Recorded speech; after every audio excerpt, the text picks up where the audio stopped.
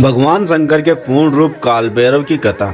एक बार सुमेरु पर्वत पर बैठे हुए ब्रह्मा जी के पास जाकर देवताओं ने उनसे अविनाशी तत्व बताने का अनुरोध किया। शिव जी की माया से मोहित ब्रह्मा जी उस तत्व को न जानते हुए भी इस प्रकार कहने लगे, मैं ही इस संसार को उत्पन्न करने वाला स्वयंभू अजन्मा एकमात्र ईश्वर अनादि भक्ति ब्रह्मा गौर निरंजन आत्मा हूँ।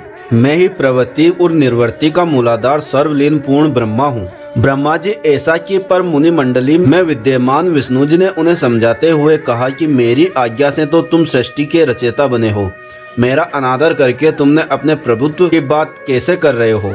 इस प्रकार ब्रह्मा और विष्णु अपना अपना प्रभुत्व स्थापित करने लगे और अपने पक्ष के समर्थन में शास्त्र वाक्य उद्घटित करने लगे। अंततः वेदों से पूछने का निर्णय हुआ तो स्वरूप धारण करके आए चारों वेदों ने क्रमशः अपना मत इस प्रकार प्रकट किया।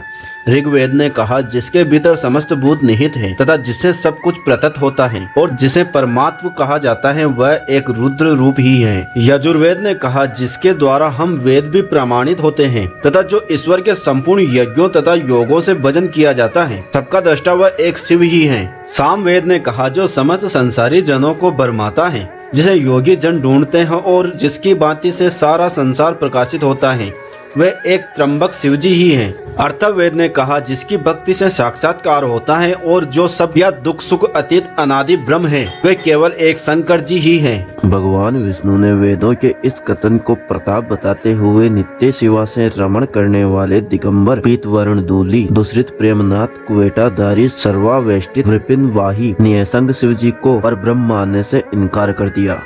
ब्रह्मा विष्णु विवाद को सुनकर ओंकार ने शिव जी की ज्योति नित्य और सनातन पर ब्रह्म बताया, परंतु फिर भी शिव माया से मोहित ब्रह्मा विष्णु की बुद्धि नहीं बदली। उस समय उन दोनों ने मध्य आदि अंत रहित एक ऐसी विशाल ज्योति प्रकट की, उसे ब्रह्मा का पंचम सिर जलने लगा। इतने में त्रिशूलधारी नील लोहित शिव वहाँ प्रकट हुए तो अज्ञानतावश ब्रह्मा उन्हें अपना पुत्र समझकर अपनी शरण में आने को कहने लगे। ब्रह्मदेव की संपूर्ण बातें सुनकर शिव जी अत्यंत क्रोध में आए और उन्होंने तत्काल भैरव को प्रकट कर उसे ब्रह्मा पर शासन करने का आदेश दिया।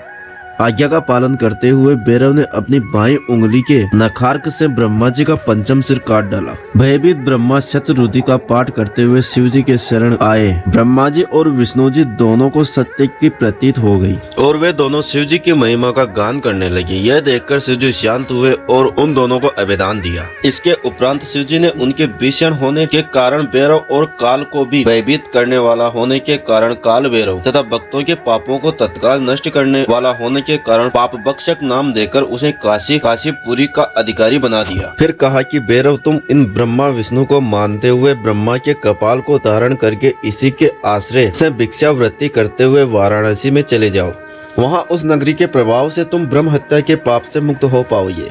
भगवान शिव की आज्ञा से भैरव जी हाथ में कपाल लेकर जो ही काशी की ओर चले, ब्रह्म हत्या उनके पीछे पीछे हो चली। भगवान विष्णु ने उनकी स्तुति करते हुए उनसे अपने को उनकी माया से मोहित न होने का वरदान मांगा। भगवान विष्णु ने ब्रह्म हत्या के भैरव जी के पीछा करने की माया पूछना चाहिए तो ब्रह्म हत्या ने बताया कि वह तो अपने आप को पवित्र और मुक्त होने के कारण भैरव का अनुसरण कर रही हैं। भैरव जी ज्यों ही काशी पहुंचे त्यों ही उनके हाथ से चिमटा और कपाल छूटकर पृथ्वी पर गिर गया और तब से उस स्थान का नाम कपाल मोचन तीर्थ पड़ गया।